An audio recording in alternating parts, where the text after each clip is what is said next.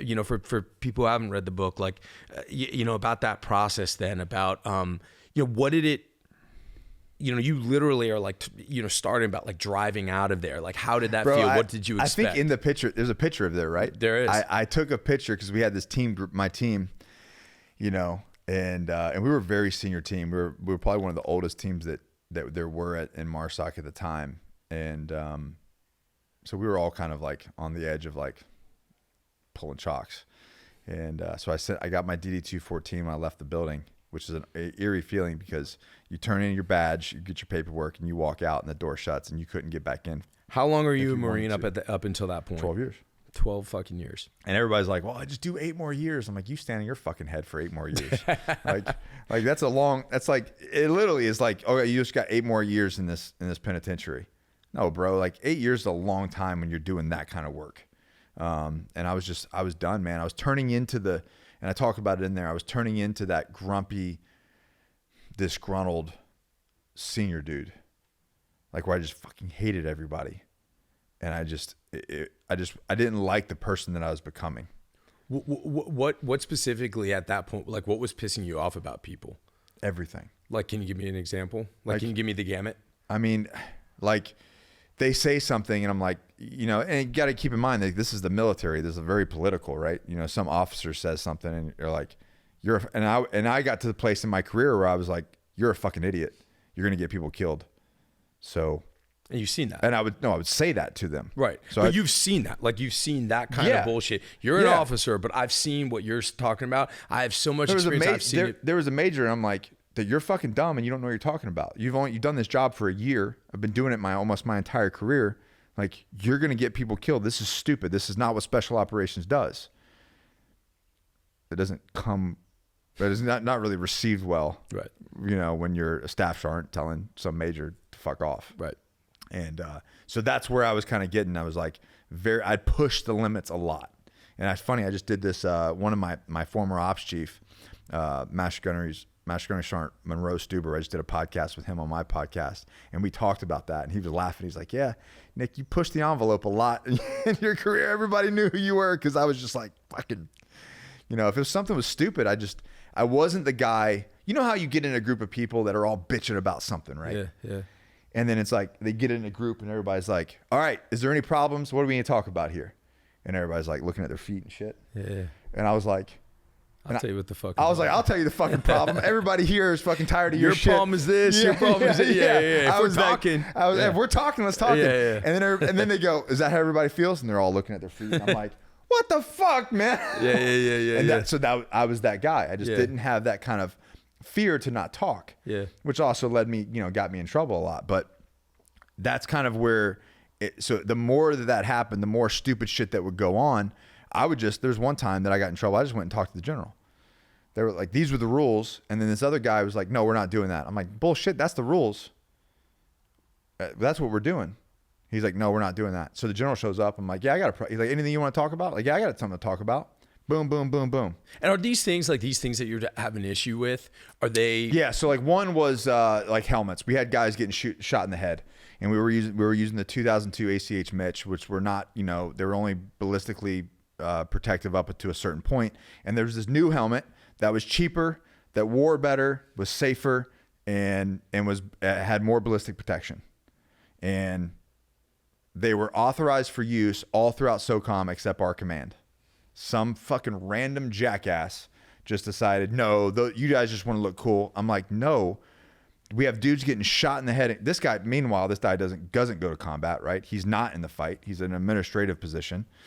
And he's like, no, you guys aren't just going to look cool. We have helmets. You're going to use those. I'm like, these people there's dudes getting killed wearing these helmets. And you're seeing it. It's like, guys, I know. Yeah. It's like, and you're, so it's like I friends guess of mine. What one thing that's always very common, and I think that then transitions to when you get back, is like one common thing that I hear a lot about guys in this community is that like people who aren't there, that don't have the experience, that don't see it, they don't smell it, they don't feel it, are making the decisions for those of us that do. And again, it's part of this podcast. It's part of like the same frustration. It's like we are listening to the wrong fucking people. It's like the people with experience, with boots on the ground, really need to be heard. The good, and this general was one of our best.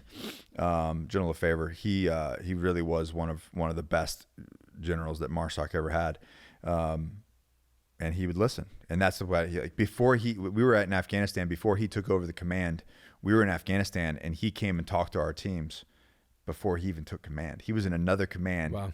Got a flight, came to our base to talk to us before he even went and took over the command. Amazing leadership.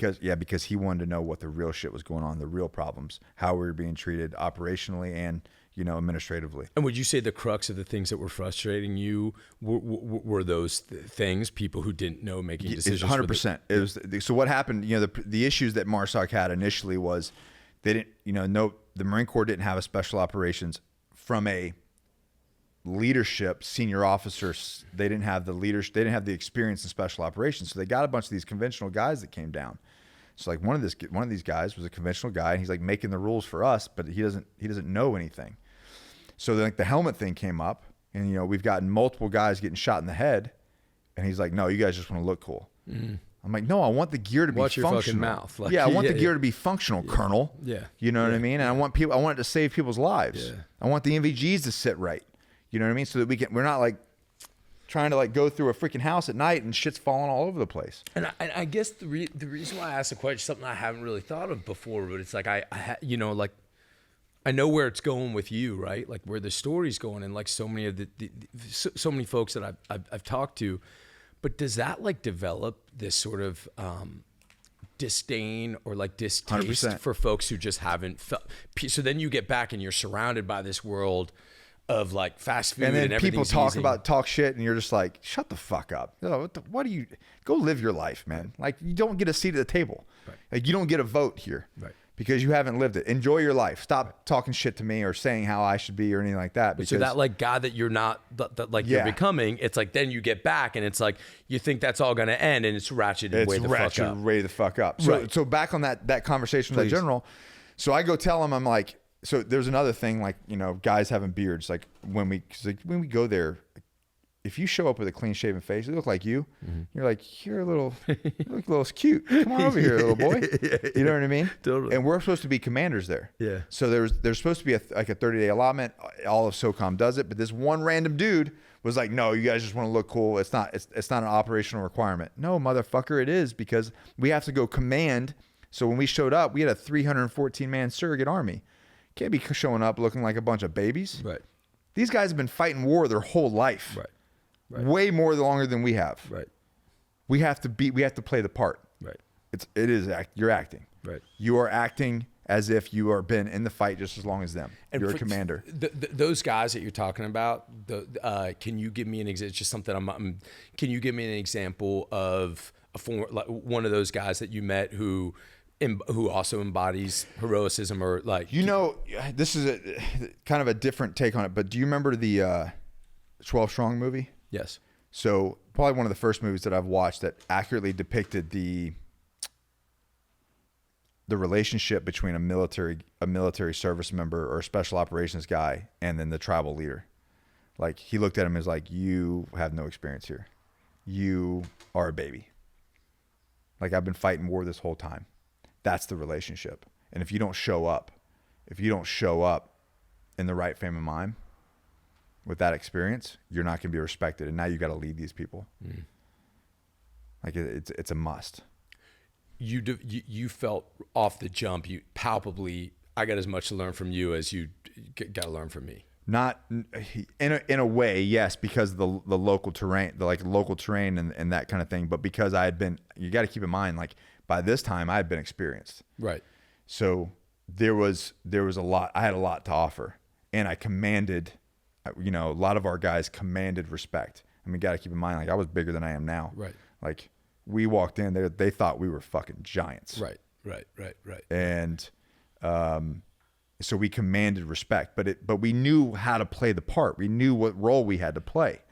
And we had younger guys on the team that were learning that. Like, we had to teach them, like, this is the role you're going to play. And there's some young guys that couldn't grow beards and stuff, and they did get made fun of. Right. They're like, oh, you're sweet. They were like touching their cheeks and shit. Which I'm sure they appreciated too. I'm sure those guys, right? Sure. And but Can you give me an example of a brotherhood that was formed that way, or Absolutely, or a friendship?